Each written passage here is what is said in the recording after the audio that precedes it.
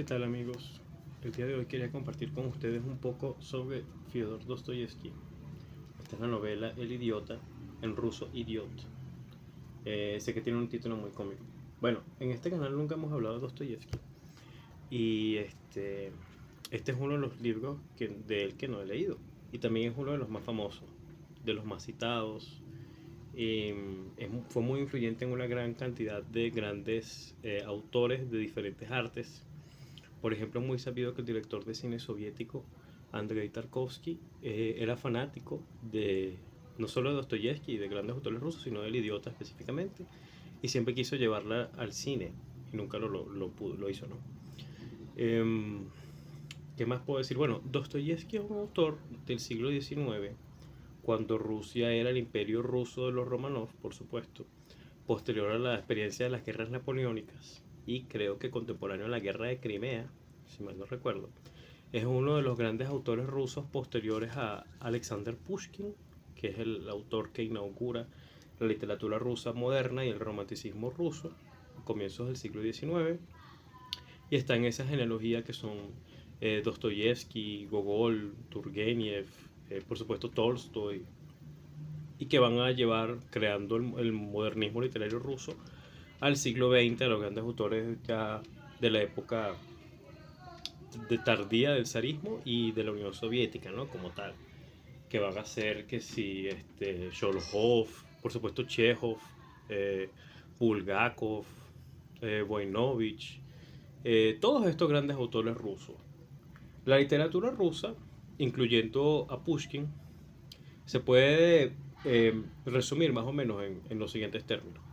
Son tramas psicológicas muy mundanas, con personajes que tienen vidas muy acontecidas, donde pasan por muchos traumas y muchos conflictos familiares, pero también son personas sensibles, son personas muy dadas a los problemas emocionales, son personas que entablan ciertas relaciones conflictivas entre ellos.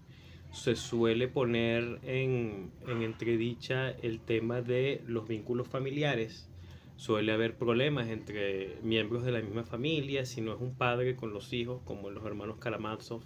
Entonces probablemente sean hermanos o sean primos, eh, o si no hay un vínculo de comunidad, como ocurre en una novela de Dostoyevsky muy famosa, que es Crimen y Castigo, donde se desarrolla todo un mundo muy cercano, muy local, entre lo que es la vivienda de Raskolnikov y sus amigos como Ratsumikin, y su mamá y su hermana, y también lo que es eh, Sonia Semyenovna, que es la muchacha, y su familia, que son pobres, que él conoce antes de matar a la prestamista. Y hace mucho hincapié en eso, en lo mundano, en lo humano, y como es Rusia, que es muy mística, también está el elemento religioso, el elemento espiritual de la iglesia ortodoxa, que en el caso del mundo ruso tiene unas aristas particulares que no aparecen en el resto de la literatura, porque es medio supersticioso. Eso que habla mucho, por ejemplo, en el caso de autores latinoamericanos, como el realismo mágico, ese tipo de cosas. En la literatura rusa, eso no solo existía, sino que se trataba como una figura del misticismo ortodoxo ruso, que realmente es bizantino, en todo caso. Es decir, tiene su ascendencia en el mundo griego y de Bizancio. Entonces es algo muy interesante porque estábamos hablando de personajes que tienden a ser viciosos, les gusta mucho el juego, les gusta mucho la vida fácil, las mujeres, o están muy pendientes del dinero. Las tramas rusas siempre el dinero es una constante, y el dinero no producto del trabajo, sino producto de la fortuna. Eso me parece a mí que es crítico, porque es otro aspecto de esta superstición metafísica de toda la literatura rusa. El hecho de que Dios te ama porque tienes buena fortuna, y precisamente gracias a eso te haces rico por un golpe de suerte. Y eso suelen ser o herencias o eh, golpes de suerte a la hora de apostar. Apuestan en un momento y se vuelven millonarios, se vuelven ricos. Bueno, tanto es así que Dostoyevsky tiene una novela corta fantástica, que es El jugador, que trata justamente sobre un muchacho, Alexander Ivanovich, jugador empedernido en París, que se ve envuelto en el mundo de las apuestas. Y hay muchos personajes secundarios que son como de baja ralea, mucha nobleza venida menos, que también es abordada aquí en esta novela del idiota. Y cómo compite esa nobleza decadente con la burguesía. Que la burguesía, bueno, va acumulando capital, va acumulando ciertas habilidades técnicas y desplaza poco a poco a la nobleza. Entonces la nobleza se queda solo con su título, con su abolengo, con la referencia histórica, pero en todo lo demás va cediendo terreno a la burguesía y al proletariado también. Eh, Sucede, bueno, Dostoyevsky es muy divertido de leer, que es algo que no se suele decir. Pero yo siempre he pensado respecto a Dostoyevsky. Hay eh, toda esta subcultura que lo tiene a él como un dios y lo entronizan y lo alaban y dicen Dostoyevsky es lo máximo de literatura. Yo realmente no estoy de acuerdo con eso, pero hay algo que a mí me parece muy importante como escritor, un gran mérito que tiene Dostoyevsky y que muy pocos autores en general logran, que es que sus novelas son muy entretenidas. Y eso es algo muy importante, por muy literario que sea el autor, porque quieres que el lector te lea. Entonces, Dostoyevsky es muy difícil empezar a leerlo y dejar de leerlo, porque sus novelas son muy envolventes, son muy dinámicas, hay muchos diálogos, las tramas son interesantes y siempre las tramas tienen allí un aspecto telenovelero, en mi opinión, porque giran en torno a una muchacha, giran en torno a un dinero, a una herencia, a una cosa, y no salen de eso, o sea, tienen un aire a chisme como de barrio, de vecindario, siempre, siempre. Y puede ser, eso sí, eso por supuesto da pie a grandes momentos de profundidad lírica y filosófica, incluso como el Crimen y Castigo, el monólogo interno de Raskolnikov, que es brillante, y su interacción con el fiscal, con Porfirio Petrovich, pero también en Los Hermanos Karamazov, el problema arquetipal que se dibuja entre el conflicto entre el papá, entre Fyodor y entre Dimitri, que es el hijo mayor, y como Alyosha, que es un hijo menor que es novicio, que se va a convertir en sacerdote, es todo lo opuesto a eso, es un hombre de fe. Y como Iván, el otro hijo que es nihilista, que es un intelectual, es como si estuviera extraviado, como si estuviera poseído diabólicamente, ¿no? Regresa allí el tema de la superstición. Bueno, El Idiota, volviendo al Idiota, es una novela que se enmarca toda en torno a un noble, que es el príncipe Mishkin. El príncipe Mishkin regresa a San Petersburgo desde Suiza y regresa sin un centavo, no conoce a nadie.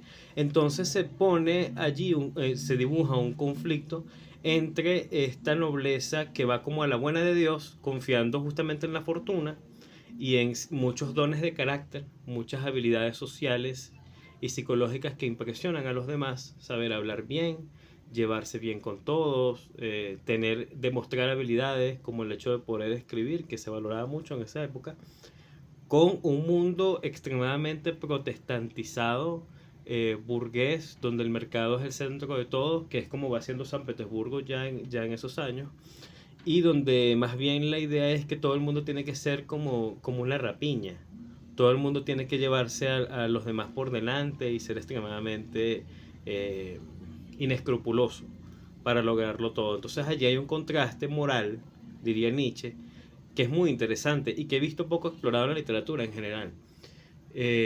Hay, por cierto, una ópera basada, que yo le doy importancia a eso porque demuestra la influencia artística que tiene la literatura, basada en El Idiota, de un compositor polaco que era Weinberg, Mieczysław Weinberg. Y la ópera casualmente está en alemán, Der Idiot, que la montaron hace poco creo que en el Teatro Real de Madrid, si no me equivoco. Y es algo, bueno, es una de esas obras que tenía pendiente de Dostoyevsky que ha sido profundamente influyente y es larga, tiene 700 páginas. Por muy dinámica y entretenida que sea, no es algo que se lee a la ligera. Y es otra cosa a la que quería llegar. Dostoyevsky es entretenido, es dinámico, es sumamente envolvente, es muy psicológico y es toda una clase también para quien quiera escribir sobre cómo representar relaciones humanas y sobre todo representar interacciones humanas a través de los diálogos, a través de los intercambios psicológicos. Hay un excelente libro de Miguel de Unamuno que se llama Tres novelas ejemplares y un prólogo, un libro fantástico, absolutamente hermoso y es muy corto, donde el prólogo él lo dedica a su teoría de cómo escribir diálogos. Y cuando yo lo leí, yo dije, esto que describe Unamuno aquí es lo que hace Dostoyevsky. Cuando hay dos personajes interactuando, él subdivide esos dos personajes en cuatro personajes, realmente, porque ahí cada personaje es como si fuera dos personas distintas, la que es para sí mismo y la que es para el otro. Y esa teoría de Unamuno representa fantásticamente el método de Dostoyevsky. Entonces, realmente no existen diálogos, a mi entender, salvo los de Eurípides en las tragedias griegas, que sean tan creíbles y tan psicológicamente realistas como los que escribe el propio Dostoyevsky. Y por eso recomiendo ampliamente esta lectura. Y me llevaba al último punto, que es que esa sencillez como formal o estilística de Dostoyevsky y de algunos otros autores rusos, que palidece, por ejemplo, en comparación con los autores franceses, que son mis favoritos, es una sencillez aparente, como que engañosa, porque realmente lo que encierra son arquetipos humanos que tienen naturalmente su complejidad. Y bueno, a eso quería llegar con El Idiota. Cuando la haya terminado, subiré otra reseña. Esta era simplemente mi opinión sobre Dostoyevsky en general. Puedo decir que de los tres libros que me he leído, del que han sido El Jugador, Los Hermanos Karamazov y Crimen y Castigo, los tres me parecieron fantásticos, pero creo que Crimen y Castigo es el que es realmente sublime de los tres. Creo que es una de las grandes novelas de toda la literatura y mucha gente piensa lo mismo. Para mí es 10 de 10. Creo que Los Hermanos Karamazov es un poco...